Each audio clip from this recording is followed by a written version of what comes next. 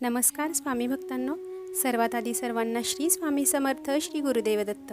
स्वामींच्या कृपेने तुमच्या ज्या काही चांगल्या इच्छा असतील त्या लवकरात लवकर पूर्ण होत अशी मी स्वामींच्या चरणी प्रार्थना करून या व्हिडिओला सुरुवात करते. तर स्वामी भक्तांनो, आता गुरुपौर्णिमा इतकी जवळ आलेली आहे ना, आणि आपल्या मनामध्ये इतका आनंद निर्माण झाला आहे. आपण गुरुपौर्णिमा कशा पद्धतीने साजरी करायची प्रत्येकाचे काही ना काहीतरी प्लॅन ठरलेले असतील.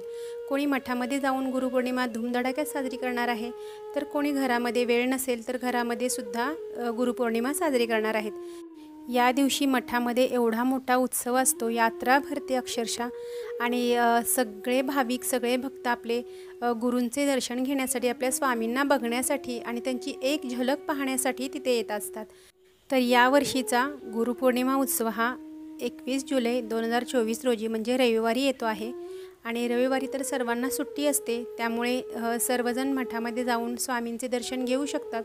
पण मठामध्ये गेल्यानंतर आपल्याला गर्दीमुळे आपल्याला जे काही बोलायचं आहे किंवा ज्या काही आपल्याला भावना व्यक्त करायच्या आहेत त्या व्यक्त करू शकत नाही आपण तिथे, कारण खूप गर्दी असते आणि सर्वांना चान्स मिळाला पाहिजे दर्शनाचा.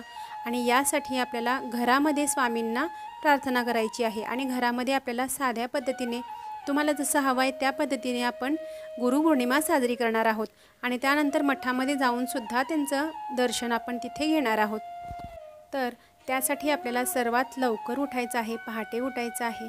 4च्या दरम्यान आपल्याला उठून आंघोळ वगैरे करून सेवा करण्यास सुरुवात करायची आहे. कारण सेवा जास्त असल्यामुळे थोडा वेळ लागू शकतो, त्यामुळे आपल्याला लवकर उठूनच सर्व काम करून घ्यायचं आहे.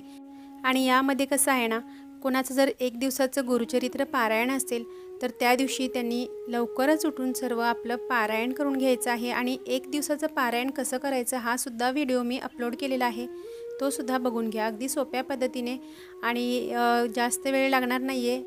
तर सकाळी लवकर उठल्यानंतर आपल्याला पहिल्यांदा आंघोळ वगैरे करून घ्यायची आहे. आंघोळ करून झाल्यानंतर आपल्याला देवघरासमोर यायचं आहे आणि देवासमोर दिवा लावून घ्यायचा आहे. दिवा लावून घेतल्यानंतर अतिशय सुगंधित अगरबत्ती अगोदरच आणून ठेवायची आहे, धूप आणून ठेवायचं आहे, आणि तो लावून आपल्या देवासमोर आपल्याला हात जोडून प्रार्थना करायची आहे. जे काही आपलं मागणं असेल, जे काही आपलं म्हणणं असेल ते देवाला सांगायचं आहे. पण अगरबत्ती सुगंधित असेल ना तर मन प्रसन्न होते, आणि प्रसन्न भावनेमधून केलेली सेवा देवापर्यंत पण पोचते, आणि आपण मनापासून ती सेवा करतो, त्यामुळे त्याचं फळही आपल्याला लवकरात लवकर मिळतं. त्यामुळे वातावरण अगदी आपल्याला प्रसन्न करायचं आहे. आणि पहाटेची वेळ असल्यानंतर त्या वातावरणामध्ये जेव्हा आपण सेवा करतो ना, त्यावेळेला इतका आनंद होतो, इतका आनंद होतो. तुम्ही एकदा करून बघा, खूप छान वाटतं. आणि आपली सेवा देवापर्यंत पोचली आणि दिवसभर आपल्याला तो आनंद मनामध्ये राहत असतो. तर त्यानंतर सर्वात आधी स्वामींना अभिषेक करून घ्यायचा आहे. आपल्या स्वामींना स्वामींची मूर्ती तामणामध्ये घेऊन छानसा अभिषेक करून घ्यायचा आहे. दुधाचा अभिषेक करा, पाण्याचा करा किंवा पंचामृताचा करा. तुमच्याकडे जे काही अवेलेबल असेल त्याचा तुम्ही अभिषेक तिथे करायचा आहे. आता अभिषेक झाल्यानंतर आपल्याला स्वामींची मूर्ती स्वच्छ पुसून ज्या ठिकाणी स्थापना केलेली असेल त्या ठिकाणी ठेवून द्यायची आहे. ते झाल्यानंतर त्यांना सुगंधित अत्तर, हिना अत्तर स्वामींना फार आवडतं, ते लावून घ्यायचं आहे. आणि आपण गुरुवारच्या दिवशी ज्या पद्धतीने आपण अभिषेक करतो त्या पद्धतीनेच आपण अभिषेक केला तरी चालेल. आणि स्वामींना आपल्या कोणती फुलं आवडतात तर चाफ्याचं फूल जास्त आवडतं, हे आपल्याला सर्वांनाच माहीत आहे. चाफ्याचं फूल जर त्या दिवशी मिळालं तर खरंच खूप उत्तम आहे. आणि त्या दिवशी नसेल तुमच्याकडं अवेलेबल तर तुम्ही पिवळं फूल कोणतंही वापरा, किंवा भगव्या कलरचं झेंडूचं फूल तिथे वापरलं तरी चालेल, ते सुद्धा स्वामींना अतिशय प्रिय आहे. आता हे झाल्यानंतर आपल्याला नैवेद्यामध्ये स्वामींना काहीतरी गोडाचा नैवेद्य जो त्यांच्या आवडीचा असेल, आणि आपल्याला माहीतच आहे स्वामींना काय आवडतं.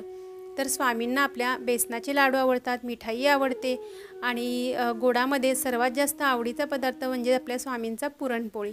तुम्हाला शक्य असेल त्या दिवशी पुरणपोळी करणे तर थोडेसे पुरणपोळी करू शकता, आणि तो आपण नैवेद्य स्वामींना पूर्ण ताट भरून आपण तो नैवेद्य स्वामींना दाखवू शकता. आणि कसं आहे ना, स्वामी आपल्याकडे कधीही काहीही मागत नाहीत. स्वामी आपल्याला हे सुद्धा सांगत नाहीत कधी की तुम्ही माझी एवढी सेवा करा, तुमचे कामधंदे सोडून तुम्ही माझी सेवा करत बसा, दिवसेंदिवस तुम्ही माझी सेवा करा, असं कधीही स्वामींनी सांगितलेलं नाही आहे. त्यांनी सर्वात महत्त्व दिलेलं आहे आपल्या कामाला, आपल्या कर्माला. आपलं जे काम आहे ते नित्यनियमाने करायचं आहे, आणि आपल्याला जेवढा वेळ बाकीचा मिळतो आहे त्यामध्ये आपण स्वामींची सेवा करायची आहे. आणि त्यातच आपल्याला स्वामींचा खरा आशीर्वाद मिळत असतो। आपलं कामधंदे सोडून आपण सेवा करत बसलो तर हे सुद्धा स्वामींना आवडणार नाही आहे। म्हणून आपल्याला आपलं कर्म करत राहणे खूप गरजेचे आहे। कर्म करता करता आपल्याला परमार्थ साधायचा आहे। आणि गुरुपौर्णिमेच्या निमित्ताने आपल्याला स्वामी अगदी आपल्या जवळ पाहिजे असतात आणि स्वामी जेव्हा आपल्या जवळ असतात तेव्हा आपल्याला खूप म्हणजे कशाचीही भीती वाटत नाही आणि खूप आनंद झालेला असतो। आणि म्हणून आपल्याला स्वामींची आपल्या मनाने सेवा करायची आहे। ते स्वतः सांगत नाहीत माझी एवढी सेवा करा, पण आपल्याला आपण गुरुपौर्णिमेच्या निमित्ताने आपण त्यांची जेवढी जमेल तेवढी सेवा करायची आहे। त्याचप्रमाणे त्यांची आरती दोन्ही टाईम आरती करणे खूप गरजेचे आहे। घरामध्ये तुम्ही इतर वेळेला सुद्धा करत नसाल तर दोन्ही टाईम आरती करा। आमच्या घरामध्ये दोन्ही टाईम आरती केली जाते आणि मी स्वतः दोन्ही टाईम आरती करते आणि इतका आनंद होतो ना। आणि दोन्ही टाईम स्वामींना नैवेद्य दाखवला जातो। जे काही पदार्थ घरामध्ये असतील तो नैवेद्य आपण स्वामींना आपल्या अर्पण करायचा आहे आणि त्यानंतर आपण खायचं आहे। त्यामध्ये इतका वेगळा आनंद असतो आणि इतकी वेगळी मजा आहे ना। तुम्ही करून बघा आणि घरातलं वातावरण तुमच्या नाही बदललं तर तुम्ही बघा। त्याचप्रमाणे या दिवशी आपल्या स्वामींना आपण छान सजवायचं आहे, छान छान वस्त्र आणायचे आहेत आणि ते आपण स्वामींना घालायचे आहेत। ते घातल्यानंतर स्वामींचं रूप इतकं छान दिसतं ना, खूप छान वाटतं। म्हणजेच तुम्ही सेवा किती मोठमोठ्याला करता याला अजिबात महत्त्व नाही आहे इथे, तर तुम्ही सेवा किती श्रद्धेने आणि किती मनापासून स्वामींची करता आणि स्वामींना मनातून किती तुम्ही जपता हे इथे महत्त्वाचं आहे। आणि तुम्ही साध्या छोट्या सेवा करा अशा पद्धतीने जे काही जमेल तेवढं करा। असं नाही आहे की सगळ्या सेवा तुम्ही करायलाच पाहिजेत, कारण आपल्याला त्या दिवशी खूप काम असणार आहे आणि सर्व काही सेवा असणार आहेत। जे काही मठामध्ये जाऊन तिथे दर्शन घेणं म्हणा किंवा अजून काही असेल आपल्याला मनामध्ये जे नियोजन केलं असेल आपल्या स्वामींसाठी, भजन कीर्तन असतील तर त्या ठिकाणी आपलं जाणं होणार असेल तर तुम्ही अशा साध्या पद्धतीने सेवा करा। मनात भाव चांगला ठेवा आणि आपल्या स्वामींना मनातून जपा। आपले स्वामी आपल्याला जपतील आणि कायमचे जपणार आहेत। त्यामुळे आपल्याला या सेवा छोट्या मोठ्या सेवा आपल्या स्वामींसाठी करायच्या आहेत आणि आपली गुरुपौर्णिमा अतिशय मनोभावे साजरी करायची आहे। तर ही होती छोटीशी माहिती गुरुपौर्णिमा घरच्या घरी साजरी कशी करायची याबद्दल। आणि व्हिडिओ आवडला असेल तर व्हिडिओला लाईक करा, जास्तीत जास्त लोकांपर्यंत शेअर करा आणि चॅनेलला सबस्क्राईब करायला विसरू नका। तोपर्यंत सर्वांना श्री स्वामी समर्थ, श्री गुरुदेव दत्त।